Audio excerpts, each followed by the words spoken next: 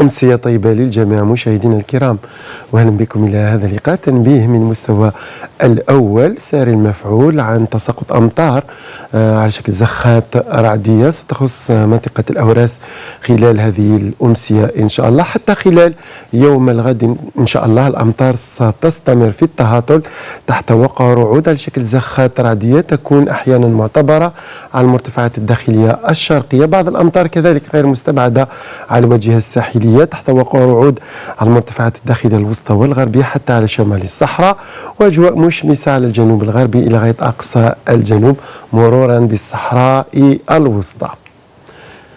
8 درجات خلال هذه الليلة على سطيف، 9 درجات على كل من باتنا، كذلك تيزي وزو والبويرة، مقاييس ما بين 10 درجات إلى غاية 12 درجة على الواجهة الساحلية، 14 درجة على تيندوف، 21 درجة على إليزي وجانيت، 25 درجة على أقصى الجنوب.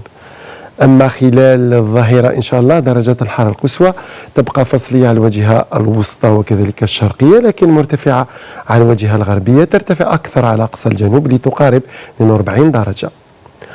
أما البحر خلال نهار الغد إن شاء الله سيبقى هادئ على الواجهة الساحلية الغربية، لكن قليل اضطراب مع رياح معتدلة ضمن التيارات الشرقية تماما على كل من السواحل الوسطى والسواحل الشرقية.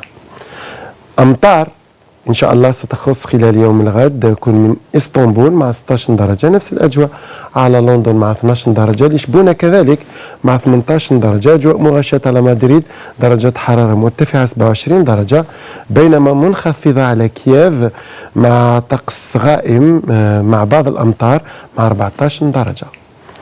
وقت غروب الشمس ليوم الغد على مستوى العاصمة سيكون إن شاء الله 27 دقيقة بعد 7 مساء. أشكركم على المتابعة، صحفتكم والسلام عليكم.